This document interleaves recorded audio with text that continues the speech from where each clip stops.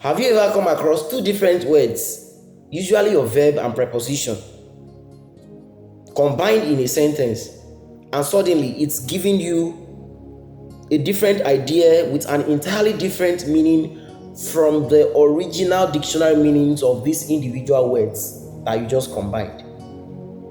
Maybe in the course of your research, your readings, and all of that, you came across words like that, two different words entirely. But when put together, when combined, it suddenly gives you a different idea that has an entirely different meaning from the original dictionary meanings of these individual words combined. For instance, for those of you that are chemistry students, let me use this illustration and it's really going to go a long way. Okay, for those of you that are chemistry students, you combine, your reactions now, your normal reactions. You combine a certain element with another element at the reactant site, and suddenly a product is formed. That product that is formed now is as a result of the reaction that took place with your reactants, like two different elements, and all of a sudden a product is formed. And mind you, that product that is formed now has an entirely different chemical properties, physical properties, and everything different from the reactants. Do you understand now? So that product now that is entirely different from the reactant now put together is the topic that we want to discuss in English language today. So bringing you back to what we are talking about here, you see your two different words. For instance, you see words like buy, over, B-U-I, over. You're not going to get the right meaning of these words put together if you judge them by their original dictionary meaning. Buy means to purchase something, right? Over, you and I know what over means now. Okay, put them together and it's boom, it suddenly gives you a different idea with entirely different meaning from their original dictionary meanings. Buy over simply means to bribe someone. Let's see in a sentence, let's bribe him over. Let's bribe her over. Let's bribe the Chief Justice over. You get? It simply means you are trying to suggest, let's bribe them. Let us bribe them. So that brings us to the topic that we want to discuss today. That is your phrasal verbs. Phrasal verbs. Okay?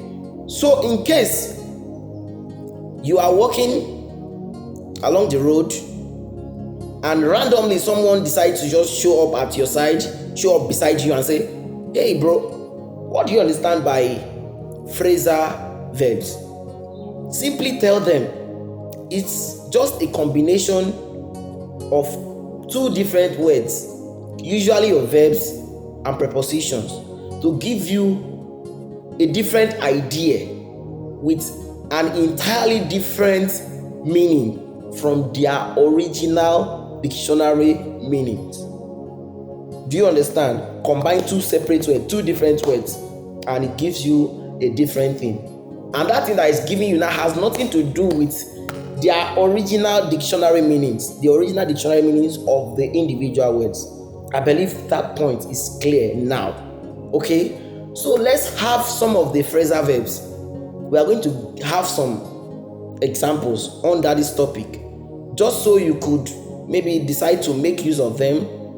If you find this topic interesting, hit the follow button. In case you are coming across my videos for the first time, this is Tutor Evergreat, the facilitator Evergreat Tutorials. It's a program, it's an online program that we do here online every day and most usually occasionally. Okay, so do well to follow me because it's going to do you a whole lot of good. Because coming across these videos like this, I want to assure you, like with everything, take the guarantee that if one of my videos don't help you, another one will. If another one doesn't, another one will. Okay, so let's have it. I'm going to list out few phrasal verbs and then we are done for this session. All right. So let's have it. Right in our list here, we have pep up. Pep up. It simply means to make somebody or something more lively. Simple. Secondly, we have catch on. Catch on. It simply means to properly understand or comprehend something. Catch on. I'm trying to catch on. Sorry, I'm trying to catch on. You get? That simply means I'm trying to understand. I've talked about buy over, which simply means to bribe. Let's buy him over. If he's that stubborn, let's try buying him over. Okay? You understand? We have the light of breakthrough. Break through. It simply means to have such an outstanding success. To have an outstanding success. That is what it means. Yeah, bro, I'm breaking through. I'm succeeding. That's what it means. And it's such a positive word to use on yourself. Okay? We have break even. Break even. That simply means you neither lose nor gain. It's as simple as that. Guy, how was the business deal? Oh, dang. We broke even. We broke even in the business. I mean, you did not either gain, neither did you lose. Do you understand? So that is this. Now, that takes us to the next one. We have like stand up for. Stand up for. Guy, I'm trying to stand up for you. It simply means I'm trying to defend you. Do you understand? See, I'm very sure that you are going to appreciate the idea of this particular topic because it makes you really outstanding. It makes you very unique. It makes your speech very, very, people will want to like get to understand where you are getting your ideas from. You understand? So we have switch off. You understand? That one is simple now. Simply means to turn off.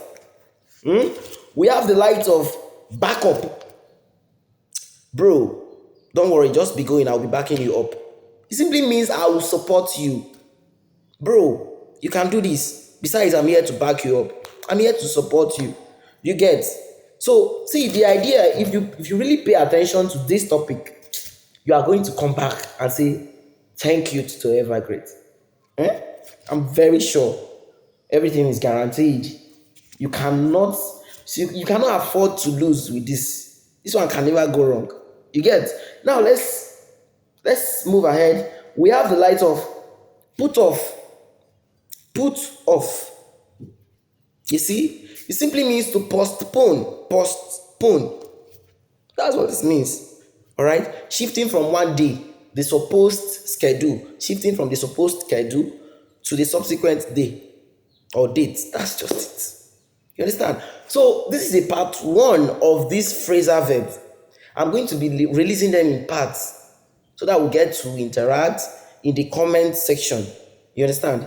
I am trusting you, my fans. You understand? Go to the comment section. Tell us the ones that you know, the phrasal verbs that you know. If you have come across this kind of stuff before, tell us. Share your experiences, all right, in the comment section. Let's just keep it engaged. And please, if you have not followed me, start that already. It's going to take you less than 1 second to just hit the follow button. And because I'm definitely sure that my videos will help you, you have nothing to worry about. Just follow me, like, and keep my comment section engaged. All right? I'll see you on the next part. I've been Evergreat. Bye.